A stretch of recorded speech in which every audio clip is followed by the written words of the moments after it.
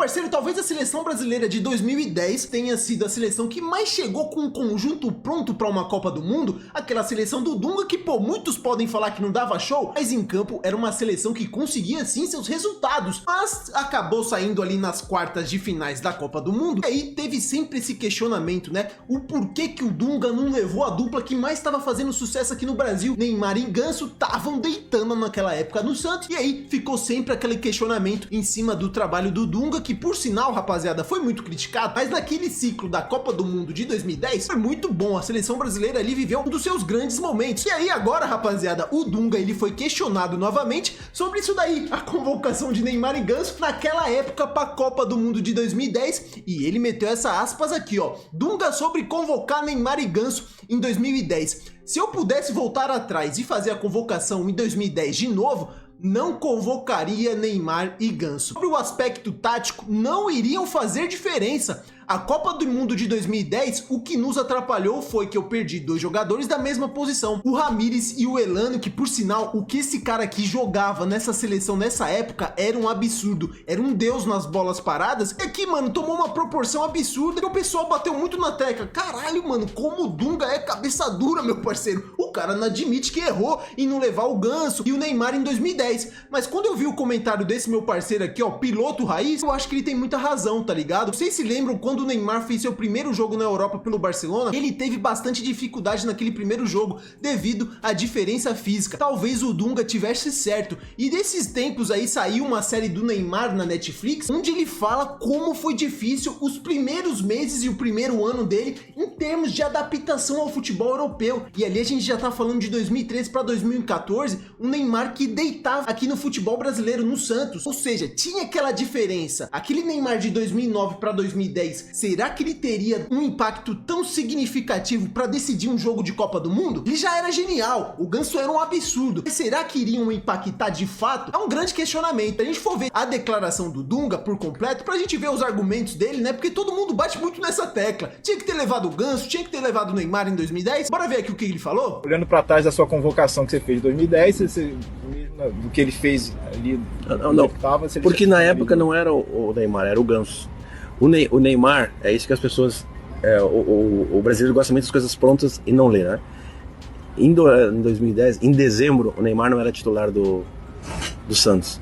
Em janeiro, era pré-temporada. Aí começou em fevereiro. E nós tivemos um amistoso em fevereiro. E a história da seleção brasileira, todos aqueles jogadores que foram convocados sem ter uma experiência dentro da seleção brasileira, não conseguiram sobressair. Não conseguiram jogar na titular, ser titular. E, mais voltando sobre o aspecto técnico, tático, 2010, não ia fazer diferença. Porque em 2010, o que nos atrapalhou é que eu perdi dois jogadores da mesma posição. Que era o Elano, que machucou, e o Ramires, que tomou o cartão. Não foi pelas outras posições onde jogava o Neymar, o Ganso, que ia modificar o... Daniel. Teve que usar o Daniel, que modificava, que já tinha jogado naquela posição, né? Então, não é porque... Aí quando se... Porque as pessoas tinham que falar que o Brasil estava ganhando com a Costa do Marfim, que faltava Ganso e Neymar. Não falaram, né? Aí quando perde, aí fala, tem que falar nas duas.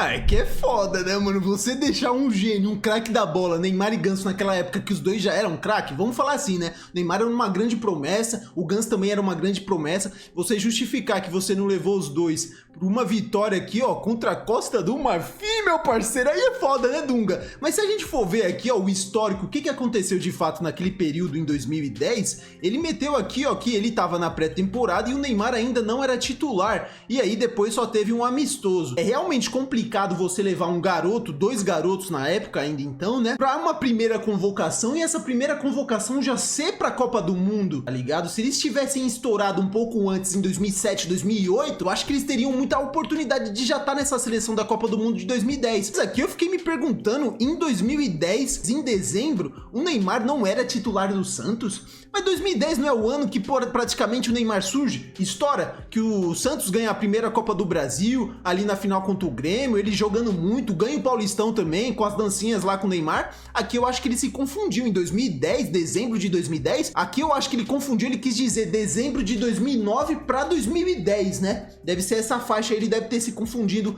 na hora de explicar. Se a gente for ver até o que o pessoal tá comentando aqui, ó, rapaz, a Copa de 2010 foi triste, mas o time tinha mais garra que o de 2006. Não tinha mais técnica, mas ali o conjunto era muito fechado aquele time. Se o Felipe Melo não tivesse feito a merda que ele fez, Kaká também não era nenhuma água de barata, vou te falar, viu? Mas aqui, mano, principalmente o Felipe Melo naquele jogo contra a Holanda foi o cara que ferrou tudo, né? Por isso que ele é um merda, olha o que ele fala. Pô, eu não achei nenhum absurdo, rapaziada. Vocês acharam? Pra primeira convocação, você levar 2 moleques já pra Copa do Mundo é complicado, mas aqui também eles estavam dando show aqui no futebol brasileiro, né? O Neymar de 2010 faria mais diferença que o Neymar de hoje. Correr ele ia correr mais, né? Vocês não estão preparados, mas a seleção do Dunga de 2010 foi a seleção que teve mais aura de campeã desde a de 2002. A do Tite em 2018 tinha uma solidez monstruosa, mas em 2010 era aquele jogo de campeão. Mano, não jogava bonito, mas conseguia resultado. O time jogava mais ou menos, mas metia os gols necessários, até em jogo roubado. O Neymar não era titular do Santos aqui, ó, em dezembro de 2009. E sinceramente não vejo o Neymar entrando naquele segundo tempo contra a Holanda e resolvendo. Essa é a grande questão, porque a gente se baseia muito pelo que o Neymar fez, pelo que o Neymar foi, né, rapaziada? A gente não se baseia no que ele era naquela época. Tanto que eu lembro muito bem disso daí. Eu era pequeno ali, adolescente. Eu lembro muito que a grande questão era por que não levar o Ganso. Não era nem tanto o Neymar, tinha uma expectativa pelos dois, mas o Ganso era muito mais requisitado. A gente perdeu por erros individuais. Se a gente passa, ninguém lembraria do Neymar. Essa é a grande questão. Aqui eu achei até o vídeo da época que ele fez a convocação, e sabe o Milton Neves, aquele jornalista lá que era da Band e tudo mais, mano, ele dá uma prensada no Dunga porque ele não levou o Ganso e o Neymar. Aqui na entrevista coletiva, ó, Dunga convoca os 23 da Copa, Grafite é a surpresa. Aqui que é foda, eu sei que eu já vi que o Grafite tava fazendo muito gol na Alemanha, mas você levar o Grafite e deixar o Ney de fora, o Ganso, é foda, né? Bora ver como é que foi isso daqui? Do Santos, que jogam mais do que 8, 9 que você convocou, pelo menos na minha modesta opinião, é claro, mas eu cito o Maradona. O Menotti passou pra história cortando o Maradona na Copa de 78, que era moleque demais. E com o Maradona talvez não precisava ter ganho e roubado aquela Copa.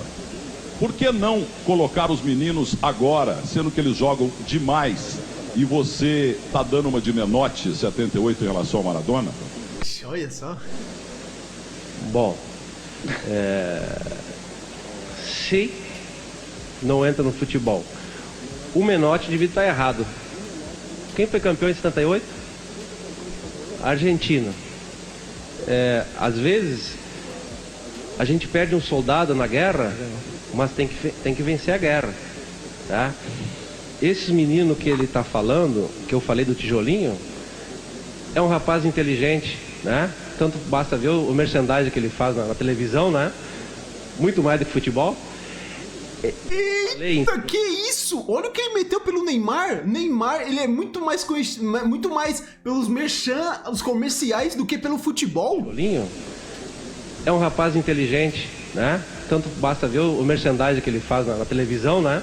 E isso aqui, mano, nessa época era esse Neymar aqui, ó, Neymar Seara, aquele comercial lá em 2010, ele com o Robinho e o Ganso. Caralho, ele falou que aqui não precisava. Aqui ele deu uma cutucada que não precisava, meu parceiro. Ele falou que o Neymar era mais conhecido ali pelos merchan do que pelo futebol. Que isso, Dunga, aí é foda, cara. Aí eu senti uma birrinha contra o menino Ney. Muito mais do que futebol. Eu não falei em tijolinho chamar os meninos que não são arquitetos, que não são fantásticos, que não são nada. Eu dei a conotação que cada um foi plantando, foi trilhando o seu caminho para chegar até aqui. Aquilo que o Jorginho ficou nervoso, as pessoas induzem a pergunta, fazem isso é normal, né? Vocês não estão acostumados a ver o político, do que o povo quer ouvir, o cara fala? Eu sou diferente. Eu falo aquilo que as pessoas têm que ouvir. Às vezes não agrada, às vezes eu não tenho razão, isso é normal. Agora, o que ele falou que tem mais, é melhor ou não sei o quê, no nosso pensamento, na ideia de cada um, na história da seleção brasileira, seguramente vocês já pensaram, já disseram, assim como eu, esse jogador joga mais do que aquele, mas daí a gente vai ver o resultado final e aquela seleção ganhou. Que ele tinha plena convicção e ele tinha muita moral, né? A seleção tava jogando muito, ó. Gosto muito do Dunga como atleta e como pessoa. Reconheço que ele fez um bom trabalho pré-Copa, ganhando Copa América e Copa das Confederações. Mano, era inquestionável o trabalho do Dunga nessa época. Mas não chamar Ganso e Neymar em 2010 foi uma loucura, teríamos vencido. Pô, eu acho que esses dois aqui no banco, rapaziada, eu acho que mesmo jovens, eles poderiam mudar muito a perspectiva da seleção naquela época. Porque se a gente for relembrar aqui, ó, como foi a performance da seleção brasileira nessa Copa aqui de 2010, cara, eu acreditava, eu era molequinho, mas eu acreditava muito que dava pra gente conseguir o Hexa aqui, tá ligado? E a seleção brasileira da Copa de 2010, a Copa que ficou marcada pelas vuvuzelas. As vuvuzelas. No Brasil, o Maicon abriu o placar no começo do segundo tempo e depois o Elano aos 26 fez 2-0 pro Brasil. Cara, um jogo contra a Coreia do Norte que foi dificílimo, tá? Até esse gol aqui do Michael, marcada. Se a gente for ver, ó, esse gol aqui do Michael, que ele faz, mano, totalmente sem ângulo, comemorei pra caramba aqui contra a Coreia do Norte, depois o segundo ali, aí eles ainda descontam, foi 2-1 contra a Coreia do Norte, não foi um jogo fácil. Aí aqui é Brasil e Costa do Marfim. Eu era pequenininho, tava na escola, eu falava, caralho, mano, será que o Brasil vai conseguir ganhar da Costa do Marfim? Os caras têm ali Yaya Touré, tem Drogba, é mó timaço. Brasil passou por cima, foi 3-0 aqui, ó. Ele deixou o Luiz Fabiano livre pra fazer o primeiro gol da partida. E esse daqui era o camisa 9 da seleção, né? Até hoje, desde 2010, acho que não tivemos um camisa 9 que nem Luiz Fabiano. O cara cravava muito com a seleção, era um jogador que cravava, não sentia o peso da amarelinha. O Fabiano fez essa jogadaça aí, pode ter dominado o Cabum ou não, mas acabou fazendo um golaço. Esse daqui foi um gol absurdo, tá? Olha a jogada do Fabuloso, mano. E chapela 2, né? Ele chapela 2. Cara, 1, 2, depois dá aquela dominada no braço. Mas faz um golaço insano. Jogada do Kaká pela esquerda, ele levou a linha de fundo e cruzou pro Elano, que apareceu sozinho pra fazer o terceiro gol. 3-0. Alegria de toda a torcida brasileira. E ainda deu tempo do Drogba diminuir o placar. No terceiro jogo, o Brasil acabou. O Drogba ainda fez gol, rapaziada. 0-0 com Portugal. E nas oitavas, Maicon cruzou e Juan fez 1-0 contra o Chile. Depois o Robinho fez a jogada, rolou pro Kaká, o Kaká deixou o Luiz Fabiano sozinho na cara do gol. Ele driblou. Cara, vou te falar, que meia hoje da seleção dá um passe de primeira que nem esse daqui do Kaká. Cara, tirou toda a marcação pra merda, mano. Que passe do Kaká. 2010 ele já tinha algumas lesões e ele não jogou inteira essa Copa do Mundo, né? Pelo que dizem. Olha aqui, cara. De primeira ele consertou toda a defesa. Segundo gol. E no segundo tempo a jogada do Ramires e o próprio Robinho fechou o placar em 3-0. O Robinho, que também toda essa questão dele fora de campo, deixando a parte, na seleção brasileira sempre jogou muito. E nessa era Dunga aqui também foi absurdo, decisivo, não fugia de jogo. Jogava muito aqui na seleção Robinho, pai. De final o Brasil jogava bem. Robinho recebeu esse passe do Felipe. Olha lá, de novo. 1-0. Cara, que passe também aqui do Felipe Melo. Olha aqui. Meu Deus, passou pela linha de marcação todinha da Holanda, cara. Que doideira, mano. Por que ele fez aquela merda no segundo tempo, né, cara? Fazia uma partida correta demais. Só que aí começou a maldição da Holanda. Snyder cruzou, o Júlio César se embananou ali com o Felipe Melo. Olha como os dois saíram. E acabou empatando o jogo. E depois, no escanteio batido pelo Robin, o Kurt desviou e o Snyder só teve o trabalho de empurrar de cabeça, dando um leve toquinho. E olha que ele era bem pequeno. Depois disso, o Felipe Melo tratou de acabar com qualquer esperança do Brasil empatar e foi expulso após dar esse pisão no Robin. Sendo assim, o Brasil estava... Perdeu a cabeça totalmente. Olha isso aqui, velho. Que doideira, né, rapaziada? Como é que você faz uma porra dessa, sabe? Louco, não tinha nem VAR, não precisou nem do VAR. Faltou Neymar e Ganso e Gaúcho, uma das seleções mais subestimadas. Incrível como perdemos, mesmo mostrando o futebol superior a 1, 2 erros, como tudo vai pra baixo. Esse é o futebol, né, rapaziada? Se a gente for levar aqui em consideração, ó, eu separei esse vídeo aqui de quem o Dunga deixou de levar, além do Ganso e o Neymar, né? A gente tinha aqui, ó, o Pato com 21 anos. Se eu não me engano, nessa época que ele devia estar muito bem no Milan, né? Com 21 anos, o Pato ainda era jogador de futebol, conseguia desempenhar um pouco. Tinha o Ronaldo já com 34, mano. Ele tava gordo, jogando bem no Corinthians, mas, mano, muito fora de forma. Eu não sei lá, mano. Vai que o Brasil trombasse ali numa final contra a Espanha, como é que foi a final lá, Espanha e Holanda. Cara, o Ronaldo com 34 anos ia aguentar o ritmo de um alto nível é diferente, né, rapaziada? O Ronaldinho ainda em plena forma, 30 anos, muito jovem, e tinha o Adriano também com 28. E o Neymar, o Ganso aqui, ó, o Neymar só 18 anos. Bora ver aqui esse vídeo aqui rapidinho? Cara, dá pra acreditar que na Copa de 2010, nenhum desses 6 jogadores aqui foi convocado pra seleção brasileira. A gente poderia ter Ronaldinho e Neymar juntos numa Copa do Mundo. E que, por sinal, em 2010, os dois estavam voando. Não tinha desculpa pra não ser convocado. Porém, a opinião do Dunga era totalmente diferente. Segundo ele, o Ronaldinho Gaúcho tava em baixo nível e o Neymar ainda era muito novo para jogar uma Copa do Mundo. Como é que pode isso, cara? Além de Ronaldinho e Neymar juntos, a gente ainda poderia ter o Paulo Henrique Ganso. Olha esse meio de campo. Ainda tinha o Pato que tava voando. Tinha o Adriano que também tava bem. Não tava tão bem, mas, pô, é o Adriano Imperador, né, velho? E simplesmente tinha o Ronaldo. Cara, é absurdo isso aqui. Aí você pensa, tinha jogadores melhores na época, com certeza. O Dunga não seria tão burro assim. Não, colocou isso aqui, ó. Luiz Fabiano, que tava bem na época, ainda é considerável. Nilmar, Robinho e Grafite. Cara, Nilmar, mano, eu sei que o Neymar era bom, mas pra seleção jogava muito nessa época, rapaziada. Eu juro pra vocês que eu não acompanhava tanto. Júlio Batista, mano, são nomes aqui que, pô, pra mim são... Eu olhando hoje, né, pra mim são meio contestáveis. Grafite, velho. Sei, um Pato aqui, ele não tava super bem lá em 2010 no Milan? Não poderia ser um cara aqui que poderia estar lá no lugar do Nilmar, sei lá? É que, mano, o Dunga, ele quis levar muito o cara que era da confiança dele nessa época. Só no meio de campo, cara. Felipe Melo, Josué, Kleberson, Elano, Ramires e Gilberto Silva. E Kaká e Júlio Batista. Daqui pra mim só se salvaria o Kaká, velho. Pelo amor de Deus. Você é louco, o Elano aqui jogava muito. O Josué era muito bom no São Paulo também. Pelo que eu vejo falar, né? Gilberto Silva também era muito bom jogador. O Kleberson, absurdo, também muito bom jogador. Eram bons jogadores, nenhum craque absurdo, mas bons jogadores. O Ganso aí jogava mais que acho que os 10 juntos aí tranquilamente. Aqui o cara tá exagerando também. Facilmente dava pro Brasil jogar com 3 atacantes, que seria o Ronaldo fixo, o Neymar numa ponta e o Pato na outra. Ou o Adriano também serve.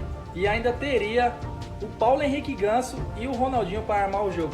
Porque a gente tinha o Adriano, ele já tava no Flamengo também, né?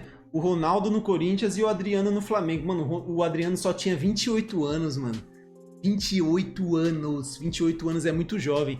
Aqui a gente tem o Júlio César falando sobre essa Copa aqui de 2010. Bora ver o que ele falou, que, pô, ele falhou em um dos gols ali da Holanda, né? Tudo mais. Ele estava jogando sua primeira Copa do Mundo.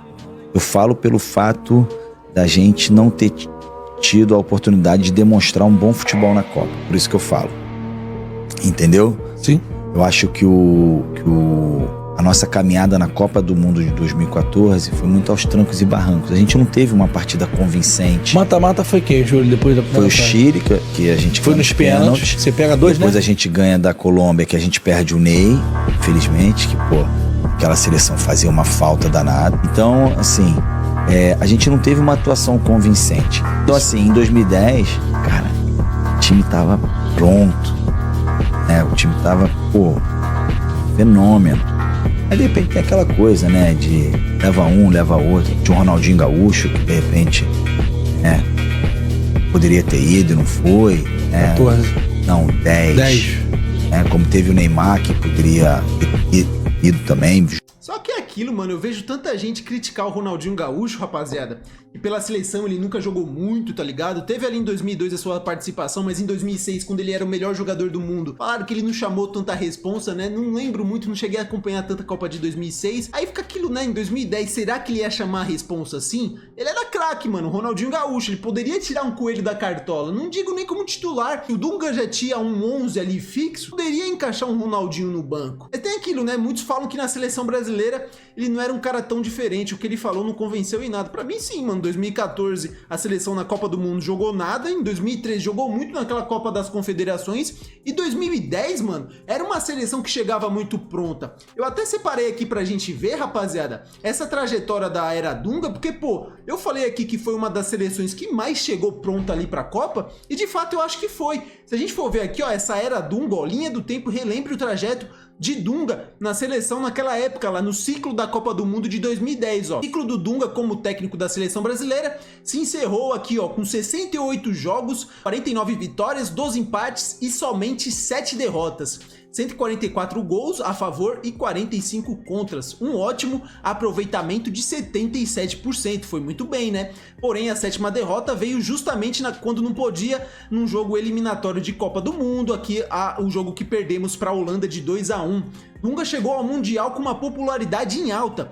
Segundo o Datafolha, a aprovação aqui, parece política, né? Junto à torcida, atingiu um recorde de 69%. Então, pô, mesmo que não fosse uma seleção que tava dando show, era uma seleção que todo mundo reconhecia que tava tendo resultado. Porém, a trajetória frente ao Brasil foi repleta de altos e baixos. Aqui eles começam, ó. Ele começou aqui em julho de 2006, logo depois da Copa de 2006, que, pô, foi polêmica, né, rapaziada? Foi um dos maiores elencos aí em nome da seleção brasileira em Copa, mas que, mano, tava muito zoneado pelo que dizem, né? Tinha muito nome, mas também não tinha muito profissionalismo. Ele vinha aqui, ó, para substituir o Carlos Alberto Parreira, que sofreu muitas críticas depois da eliminação nas quartas de finais para a França. O time de Parreira, que contava com um quarteto mágico, Kaká, Ronaldinho, Ronaldo e Adriano, foi acusado de não ter se preparado corretamente para a Copa. Os craques tiveram atuações apagadas, a equipe apresentou um futebol apático e ainda tinha jogadores que apresentavam acima do peso. Dunga assumiu a seleção prometendo mudanças, a principal delas o resgate do compromisso em vestir a camisa amarela, que a gente escuta até hoje, vamos ser sinceros, né, rapaziada? Os jogadores hoje não sabem o que é seleção brasileira, mano, tem esse papo desde 2006. Em 2006 foram 6 amistosos da seleção bastante reformulada. Dos ex-integrantes do Quarteto Mágico, só Kaká e Ronaldinho tiveram espaço nos primeiros jogos. Depois de uma estreia com empate 1-1 contra a Noruega, em dia 16 foram 5 vitórias contra a Argentina, País de Gales, Kuwait, Equador e Suíça. Aqui que a gente pode tirar é o que? Argentina, Equador e Suíça, né? País de Gales é um lixo hoje, Kuwait nem dá pra se importar, né? Em 2007, aqui os primeiros amistosos, teve a reaparição aqui do Adriano dentre os convocados. No dia 6 de fevereiro, o Brasil caiu em Londres, diante de Portugal. Uma derrota de 2-0 aqui, ó, grandes atuações de Cristiano Ronaldo e Quaresma naquela época. Depois tivemos vitórias aqui, ó, contra Chile e Gana, e empates contra Inglaterra e Turquia. Aí teve aqui 2007, conseguiu ganhar a Copa América, a primeira crise, adeus Dunga. Depois do título da Copa América e 3 vitórias em amistosos contra Argélia, Estados Unidos e México, vieram as eliminatórias da Copa do Mundo de 2010. Depois de um empate sem gols contra a Colômbia lá em Bogotá, o Brasil goleou por 5-0 aqui o Equador no Maracanã. O jogo que ficou marcado aqui pelo drible do Robinho. Na sequência, o empate de 1-1 com o Peru, tudo mais, o Brasil só voltaria a jogar as eliminatórias em julho. Venceu Irlanda, Suécia e Canadá. Aí a gente vê aqui, tem as Olimpíadas de 2008, a decepção no retorno do Ronaldinho, aí é aquilo que a gente fala, mano, o Ronaldinho com a camisa da seleção nunca foi aquele cara absurdo, tá ligado? Eu acho que até a Argentina que ganha essa Olimpíada, né? Na semi, porém, veio a Argentina, liderados por Messi, Agüero e Riquelme. Os eternos rivais conseguiram uma incontestável vitória de 3-0.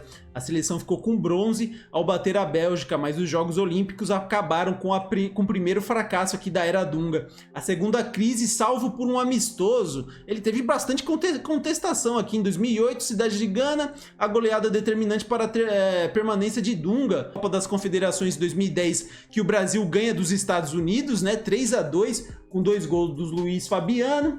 O melhor momento, um 3-1 na Argentina, contra a Argentina, com atuações de galas aqui do Kaká, Luiz Fabiano. A seleção venceu o arquirrival por 3-1 lá na Argentina e carimbou a sua passagem. Pô, mano, você chegar na Copa do Mundo vencendo por 3-1 a Argentina, uma beleza, né? Que era treinado aqui, se eu não me engano, pelo Maradona, né? A convocação final foi 11 de maio, que a gente viu ali, ó, que ele não levou Neymar, Ganso, Dunga se manteve fiel ao que estiveram com ele nos momentos difíceis e voltou a chamar nomes contestados, como o goleiro Doni, ou eu aqui, ó, Gilberto, Kleberson e Grafite. É, mano, ele se apegou muito, ele tentou fazer muito que o Felipão falam que fez em 2002, família escolar e lá, família Felipão, que deu certo que o Felipão ganhou, porque ele chegou a deixar fora ali até o Romário, né? Aí chegou a Copa de 2010, a derrota mais dolorida, tudo mais. Aí fala aqui empate com Portugal, e aí perdeu lá 2-1 contra a Holanda e adiou o sonho do Hexa, que até hoje a gente sonha com esse Hexa, que cada vez parece estar mais distante, rapaziada. Mas aqui queria saber a opinião de vocês, mano. Vocês acham que foi realmente certa aí a posição do Dunga? Ele seguir fiel ali a todo mundo que teve com ele seguir fiel ali a conduta dele, né? De levar os caras que ajudaram ele todo o ciclo. Se a gente for ver e analisar, Ganso e Neymar surgiu muito ali no finalzinho, né, mano? No pré-Copa do Mundo já. Fica foda, mano, você tirar. Às vezes você perde até o elenco. Mas eram caras que estavam jogando muito na época. Dava pra abrir uma exceção, tirar um Grafite, tá ligado? Que a gente viu ali que era um dos nomes contestados. Um Júlio Batista, cara. Não sei se o Júlio Batista era tão craque assim. Não vi ele jogar. Eu sei que ele era muito forte, força física. Mas quero saber de vocês, rapaziada. O que vocês acharam da declaração do Dunga? Que até hoje não tá o braço a torcer. Pra ele, Neymar e Ganso não fariam diferença naquela Copa do Mundo de 2010. Acham que poderiam ter feito alguma diferença naquele jogo? Principalmente contra a Holanda? É que, pô, a situação não era muito adequada, né? O Brasil tinha levado 2-1 e tinha acabado de ficar com 1 a menos. Ia ser complicado mesmo assim, né? Quero que vocês deixem aqui nos comentários a opinião de vocês. Assim que der, eu vou estar respondendo e vou estar deixando aquele like. Espero que vocês tenham gostado do vídeo. Se gostaram, deixa o like, se inscreva no canal que vai me ajudar demais. Valeu e até o próximo vídeo.